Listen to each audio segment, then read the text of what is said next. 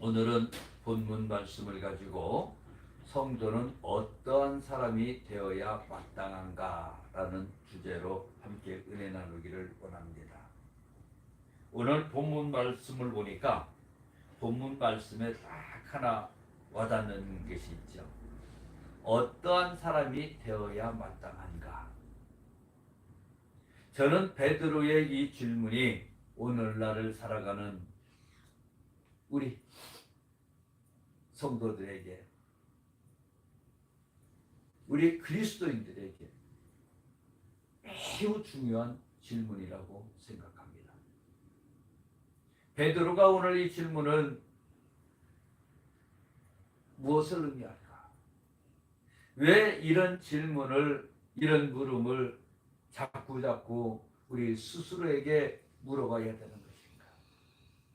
그것은 간단하게 얘기를 하면은 우리의 마음이 주님의 마음처럼 청결해지기를 원하시기 때문입니다. 우리는 하늘나라의 백성입니다. 그리스도의 피로 구속함과 제사함을 받은 자라는 것입니다. 죄악에서 갈라짐을 받은 자는 하나님의 자녀가 되었습니다. 그리고 주님이 사랑하시는 자가 되었는데, 이렇게 주님이 사랑하시는 자가 된 우리는 이제 세상 심판에 앞서서 어떻게 우리가 살아가야 되는지 오늘 본문 말씀을 통해서 나눠보고자 합니다. 오늘 첫 번째로 하나님의 계산법대로 우리는 살아야 됩니다.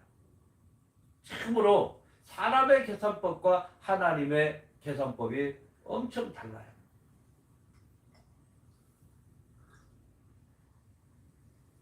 우리 학교에서 보면은 제가 얼마 전에 대학원에서 사칙연산이라는 걸 배웠습니다. 그런데 사칙연산이 특별한 것이 아니고 더하고 빼고 곱하고 나누는 것이죠. 우리가 살아가면서는 이 사칙연산만 있으면 어떤 문제든지 해결할 수가 있습니다. 그런데 하나님의 계산법은 엄청 달라요. 우리가 생각할 수가 없어요. 하나님의 계산법은 천년이 하루 같고, 이거 말이 되나요? 천년이 하루 같은 계산법. 참 아리송한 계산법을 가져다가 우리에게 이야기를 합니다. 또 성경 말씀을 보니까 오병이어의 기적이 있죠. 오병이어의 기적을 통해서 5천 명을 먹이고도 또 남기고, 또 보리떡 20개로 해갖고 100명이 넘는 사람을 먹이고도 남고, 이 이상하고도 오묘하고 창조적이고 또 신비한 것이 바로 하나님의 계산법이라는 거죠. 또 한번 봅시다. 하나님의 계산법을 보니까 우리 인간은 죄 지으면 정죄를 하고 죽여야 되는데, 하나님은 죄 많은 우리 인생들을 불쌍히 보시고 용서하시고 보호하시는 것입니다. 여러분, 우리가 이제 하나님의 자녀가 되었습니다. 천국 백성이 된 걸 믿으십니까? 하나님이 여러분과 함께 하시는 걸 믿으십니까? 그렇다면 우리도 이러한 방법대로 살아가야 되는 거예요. 이제는 세상에 더하기, 빼기, 나누기, 곱하기가 아니고 이제는 천국의 계산법을 가지고 오병이의 기적을 실천해야 되고, 보리떡 20개로 100명을 먹여야 되고, 또 하루가 천년같이 살아야 되고, 천년이 하루같이 우리는 살아야 되는 것입니다. 시편 90편 4절에 주의 목전에는 천년이 지나간 어제 같으며 밤의 한순간 같을 뿐임이시니다. 이 사실을 잊지 말라고 얘기하는 거예요. 천년이 하루 같다. 우리 인생이 천년을 살면 얼마나 좋을까요? 그런데 하나님은 천년을 하루같이 휙휙 지나간다는 거죠. 오늘 베드로는 5절에서와 동일한 단어를 사용함으로써 의도적으로 망각하려는 거짓 주사들의 행위를 정죄하고 있습니다. 뭐라고 얘기합니까? 이 사실을 잊지 마라. 5절 보니까 이는 하늘이 옛적부터 있는 것과 땅이 물에서 나와 물로 성립된 것도 하나님의 말씀으로 된 것을 그들이 일부러 잊으려 함이로다. 사람이 자꾸 잊어버리려고 하는 거예요. 하나님이 하신 것을. 그러니까 오늘 뭐라고 얘기를 합니까? 잊지 마라. 이 사실을 잊지 마라. 하나님이 하셨는데 왜 너희가 잊으려고 하느냐라는 거예요. 더군다나 우리는 하나님의 자녀요 천국의 백성이라고 우리 스스로가 이야기를 하면서 이것들을 망각하고 잊어버리려고 하고 있다는 거죠. 하루가 천년 같다는 말씀은 재림의 약속이 더디다고 생각하는 사람들을 향한 메시지입니다. 재림이 주님께서 오시겠다고 한 재림의 약속의 지연에 대한 것은 분명한 근본적인 이유가 있습니다. 우리 그 이유 알죠? 모르나요? 주님이 늦게 오시는 이유가 뭔지 아시죠? 몰라요? 큰일 났네. 주님이 늦게 오시는 이유는 딱 하나요. 예? 천년이라도 같이 올 수 있다 그랬는데 언제 어느 시대에 언제 올지도 모른다 그랬는데 늦게 오시는 이유는 뭐냐면 여러분 저는 이렇게 얘기하고 싶어요. 오늘 밤 내가 죽으면 내가 천국에 갈 수 있을 것이냐. 예? 이게 중요하고 또 하나 믿지 않는 많은 사람들을 한 사람 한 사람 한 사람을 더 구제하기 위해서 주님이 늦게 오시는 거라는 거죠. 예? 이제 이유가 됐나요?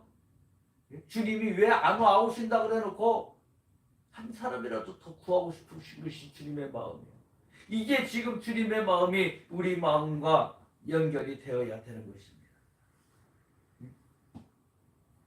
하나님은 모두를 구원하기 위해서 오래 기다리신다는 의미입니다. 한 사람도 멸망치 않고 회개에 자기에 이르기를 원하시는 하나님의 사랑과 인내 때문에 지금 재림으로 오시지 않고 계시는 거죠.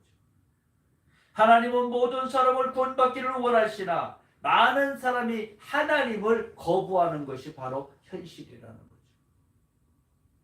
하나님은 한 사람도 빼놓지 않고 모두를 구원시키고자 하십니다. 그런데 많은 사람들이 하나님을 거부하는 것들을 볼 수가 있습니다. 디모데전서 2장 4절에 보니까 하나님은 모든 사람이 구원을 받으며 진리를 아는 데에 이르기를 원하시느니라. 분명히 말씀에 기록하고 있는 거예요. 모든 사람들이 구원의 자리에 있기를 원하시는 거예요. 오늘 주일날 이 시간에 야외에서 꽃구경을 하는 것이 아니요 이제는 교회에서 예배하면서 하나님을 찬양하기를 원하고 계시는 것입니다.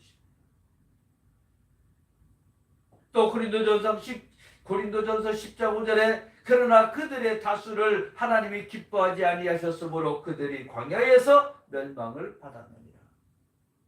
분명한 것은 마지막 때에는 그들은 멸망을 받을 수밖에 없다는 거예요. 근데 우리는 어느 시선으로 바라봐야 돼? 너희는 어차피 죽어서 지옥 가니까 마음대로 해? 이것이 아니라는 거죠. 그들의 영혼을 주님의 마음으로 바라보고 불쌍히 보고 우리는 날마다 때를 얻든지 못 얻든지 날마다 길을 가든지 들어가든지 무엇을 먹든지 마시든지 우리가 하는 모든 것 속에서 전도가 나와야 되는 것입니다. 누군가가 우리에게 복음을 전하지 않았다면 우리 역시도 구원받지 못하는 존재였습니다. 그러나 주님께서 누군가를 통해서 우리를 구원하셨고 이제 우리가 들어와서 먼저 전제가 되었다면 이제는 주님 앞에서 많은 사람들을 바라보시는 주님의 마음을 우리가 품고 우리도 주님의 계산법대로 이제는 전도하며 주님의 일을 동참하는 우리 성도들 다 되시기를 주님의 이름으로 축원합니다. 오늘 두 번째로 우리는 거룩한 행실과 경건함으로 살아야 됩니다. 하나님의 백성들에게 하나님은 무한히도 참으시면서 아무도 멸망치 않고 다 회개를 하기를 원하십니다. 분명히 성경의 말씀에서 이렇게 기록되어 있죠. 의인은 없나니 하나도 없으니 사람에게보다 하나님께 인정받는 삶을 살아야 된다라고 얘기합니다. 아니 세상에 의인이 그렇게 많은데 왜 의인이 없다 그래요? 우리가 뉴스를 바라보면 선행을 베푸는 사람들이 얼마나 많은지 몰라요. 그러면 과연 하나님이 거짓말을 한 것이냐? 아니에요. 여러분, 우리는요 날 때부터 죄악 속에서 태어났습니다. 여러분 한번 가만히 바라보세요. 우리가 태어날 때에 우리 어머니의 얼마나 고통을 주면서 우리가 나왔는지 몰라요. 날 때부터 왜 고통을 줬을까? 또 살면서 어렸을 때에 알게 모르게 속썩이는 것이 얼마나 많았을까요? 또 커가면서 우리가 사회생활하면서 또 하나님의 뜻에 맞지 않게 속썩였던 것들은 또 얼마나 많을까요? 알게 모르게 우리는 죄악 속에서 살고 있습니다. 또 때로는 말로써 사람에게 상처를 줄 때도 있고 나의 잘못된 행실로 인하여 상처를 줄 때도 있습니다. 이것이 우리의 삶이었다는 거죠. 우리는 나만이라고 하는 삶은 자칫 교만하기 쉽고 마귀에게 이용당하기 쉽습니다. 우리는 분명하게 하나님 앞에서 하나님께 인정받는 삶을 살아야 되는 것입니다. 이것이 최고예요. 하나님 앞에 인정받는 그 외에 더 좋은 거 있으면 누가 얘기해 보라 그래? 아무것도 없습니다. 하나님이 인정하는데 사람이 인정 안 하는 거 있으면 얘기하라 그래요. 그 대표적인 사람이 저예요. 저. 하나님이 인정해 주니까 가는 곳마다 인정받아. 하나님이 함께 하니까 가는 곳마다 뭐든지 술술술술 풀려져요.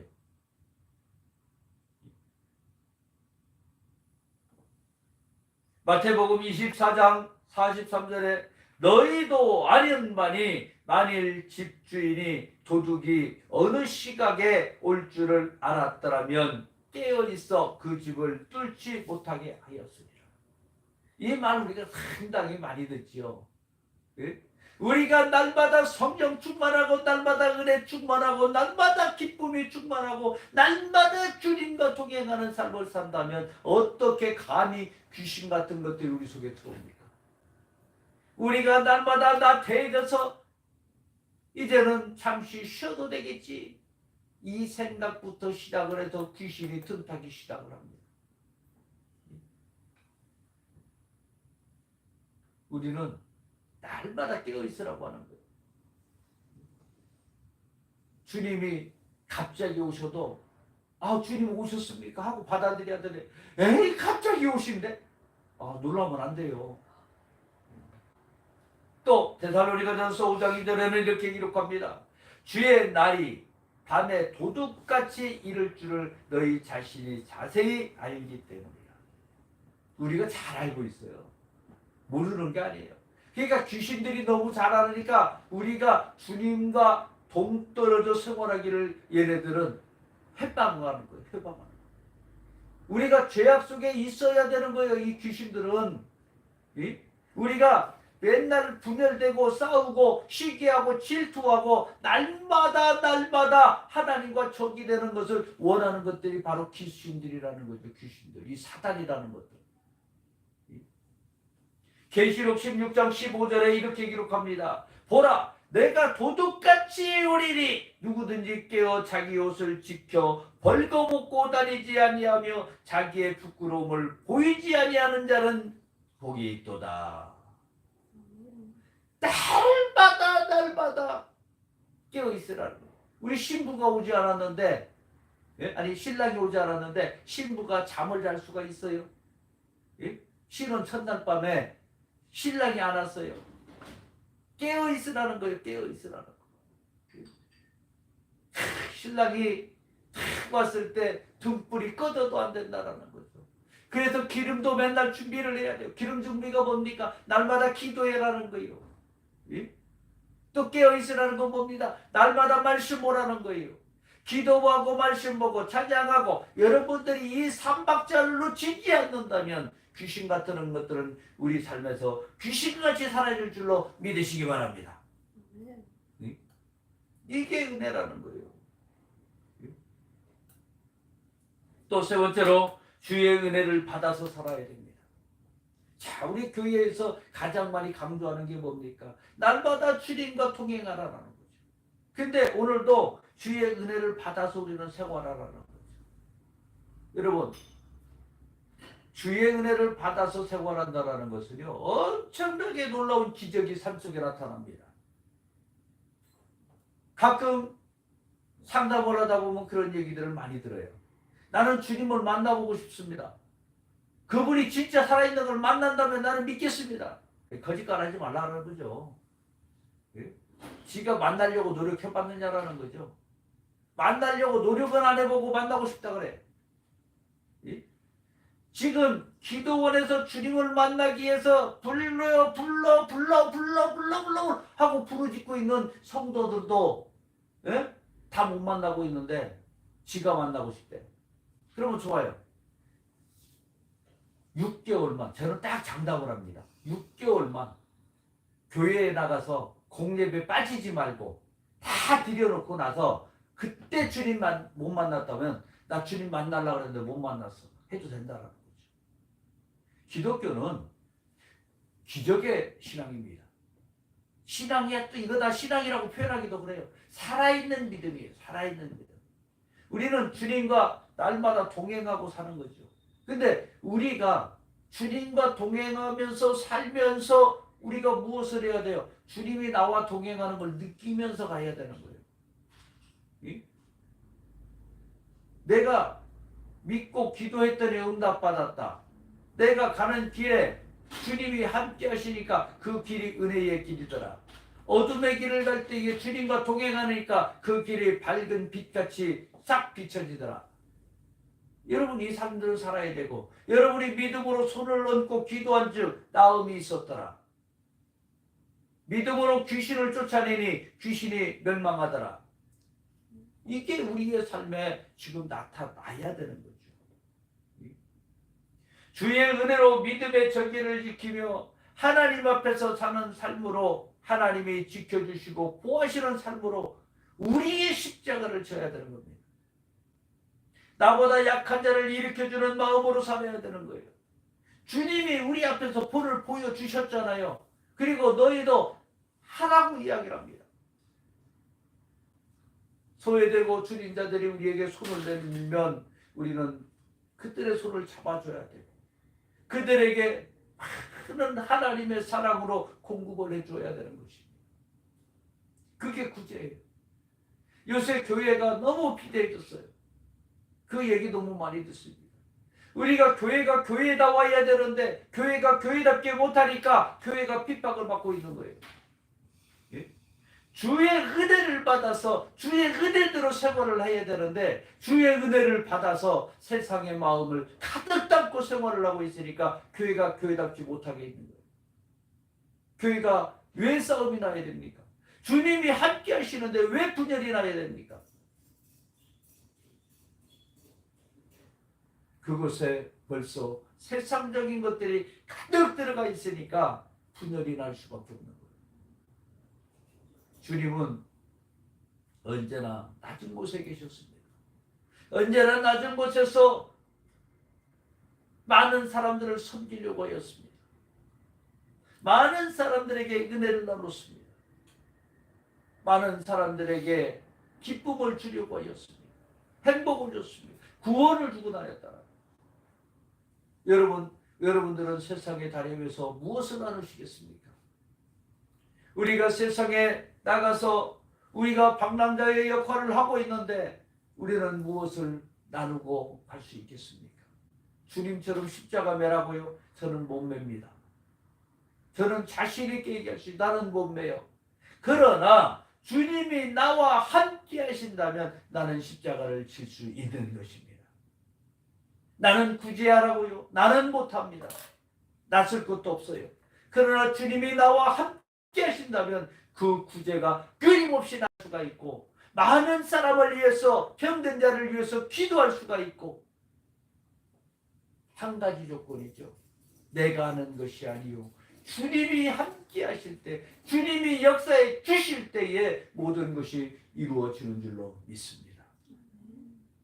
우리는 주님의 재림날은 천지의 대재앙을 수반한다라고 얘기를 합니다. 요새 바라보면은 각처에서 지진이 일어나고 각처에서 전쟁이 일어나고, 이것이 성경에서는 뭐라고 기억하냐면 마지막 때의 시작이라고 이야기를 합니다. 지금 코로나로 인해서 많은 교회들이 핍박을 받았고 욕을 먹고 있어요. 이 시기에 이제 우리는 무엇을 해야 됩니까? 우리 교회의 역할은 무엇입니까?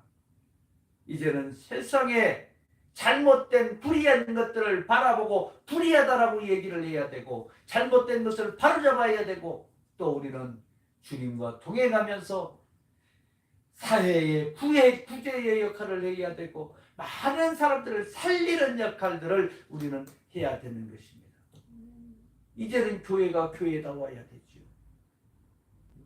교회가 하나님과 더불어 많은 곳에 선을 행해야 되는 것입니다. 또 다른 재난이 발생되었다면 이제는 교회가 앞장서야 되는 거예요. 교회가 주일날 예배드리고 문 꽁꽁 닫는 것이 아니고, 이제는 주변에 많은 사람들이 교회를 활용하고 교회에서 예식도 하고 교회에서 많은 사랑을 교제를 나눌 수 있는 그런 곳이 되어야 되는 것입니다. 이제는 주님의 사랑을 주변에 나누고 또 투지하면서 많은 곳에 주님을 나타내야 돼. 주님의 날, 주님의 재림의 날, 하나님의 심판이 천지와 전 인류에 대해 공개적으로 진행될 때에 우리 교회가 하나님의 뜻을 잘 섬기며 나왔다라고 고백할 수 있는 교회들이 되어야 되는 것입니다. 우리 성도들은 모두가 가는 곳마다 선한 영향력을 나타내야 됩니다. 가는 곳마다 주인자가 있다면 분명히 우리는 구제를 해줘야 돼요. 어려운 사람들이 있으면 얘기하세요. 얘기하시면 우리 구제물품 갖다가 나눠줍시다. 우리 많은 사람들에게 선을 베풀읍시다. 많은 사람에게 예수님의 이름으로 우리는 선을 베풀어야 됩니다. 오늘 네 번째로 새하늘과 새 땅을 바라보면서 우리는 살아야 됩니다. 하나님의 날이 임하기를 바라보고 간절히 사모하라고 했습니다. 신앙의 결국은 새하늘과 새 땅입니다. 세상 모든 것이 하나님의 심판으로 없어질 때에 우리는 새하늘과 새 땅을 바라보라고 이야기하고 있는 것입니다. 여러분, 눈을 드십시오. 이제는 하늘을 바라보십시오. 세상을 바라보는 것이 아니요 하늘을 바라보고 하늘이 활짝 열려지는 것들을 여러분들이 보셔야 됩니다. 그래야 예수님의 재림을 준비하면서 언제 어느 장소에서라도 주님의 재림을 맞이할 준비를 하면서 이제는 빈둥대고 또 헛되이 돌아다니는 것이 아니요 우리는 시시때때로 기름이 있는가를 점검을 하고 시시때때로 많은 곳에 선한 영향력을 베풀고 가는 곳마다 예수님이 하신 것처럼 우리도 구제하고 병든 자를 위해 기도하고 많은 곳에 예수 그리스도의 복음을 전파하면서 우리는 이 땅에서 주님이 오실 것을 대비하는 삶을 살아야 되는 것입니다. 오늘 재림의 확실성을 논증한 베드로는 재림을 준비하는 그리스도인의 자세를 말하고 있는 것입니다.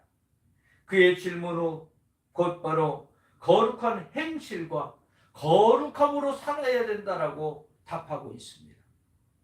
우리가 살아가는 것, 우리가 해가는 것, 우리는 주님과 날마다 동행하면서 주님이 바라보시기에 가장 아름답고 가장 행복하고 가장 즐거운 모습이 돼야 되는 것입니다. 주의 날을 간절히 사모합니다. 9절과 관련해서 보면 재림이 속히 오기를 재촉하는 것은 죄인들이 회개할 수 있도록 복음을 전하는 것입니다. 마라나타 오 예수여 속히 오시옵소서.